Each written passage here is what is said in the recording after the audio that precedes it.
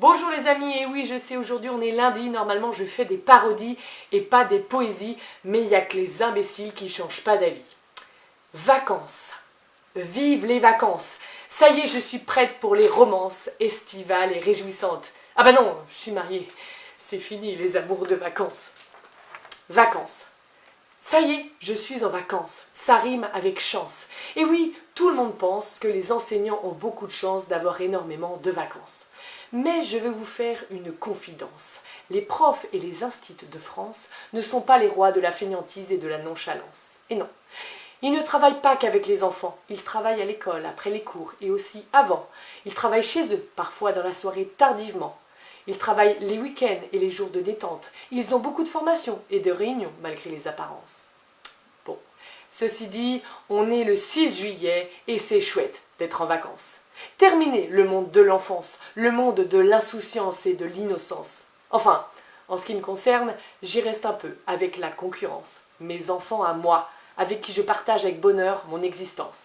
Mais bon, passer de 20-25 élèves à 2 enfants, j'ai quand même moins besoin de patience.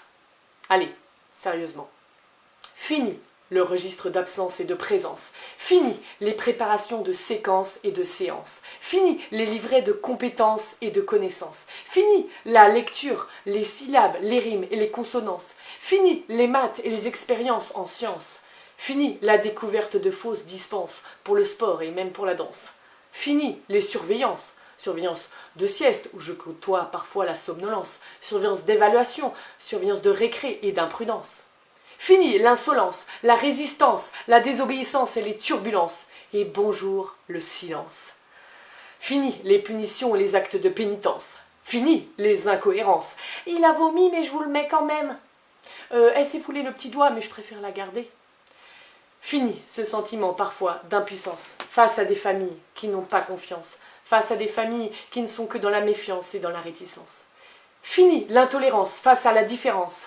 On l'apprend aux élèves pourtant, mais certains ont l'air dans l'ignorance des notions de respect et de tolérance. Fini auprès des élèves nos exigences. Fini auprès de certains parents le travail d'assistance. Fini l'indécence. Oui, certains parents sont parfois très étonnants. Fini la souffrance. Car oui, parfois, l'indifférence des familles et de l'éducation nationale face à notre travail dense nous fait tomber dans la démence. Mais nous savons toujours rester dans l'élégance et non dans la vengeance. Malgré les coups bas, les attaques verbales et parfois la violence, nous restons toujours polis et faisons preuve de tolérance. Nous restons courtois et mettons même de l'humour dans nos moyens de défense. Fini l'attaque, l'attente de reconnaissance. Oh, j'exagère, en fin d'année on a quand même quelques récompenses. Pour notre intelligence, pour notre bienveillance et notre persévérance. Et aussi pour notre obéissance envers l'éducation nationale et ses ordonnances, ou ses remontrances. Allez, je vais vous rassurer, les mauvaises expériences sont très rares dans ce métier plein de plaisance, où il y a presque toujours une bonne ambiance. Avec les collègues, on travaille tous ensemble en cohérence. Nos élèves sont pour la plupart motivés et obéissants, et ceux en difficulté sont eux aussi très attachants. De plus, beaucoup de parents sont engagés et aidants. Donc pour tout ça, nous avons réellement de la chance. Et après quelques semaines de vacances, mi-août, ce sera une nouvelle renaissance. Pré-rentrée, préparation, puis impatience avant de retrouver de nouveaux élèves dans nos rangs. Le plus beau métier du monde, dis-je depuis 16 ans. En attendant, bonnes vacances bien méritées à tous, petits et grands.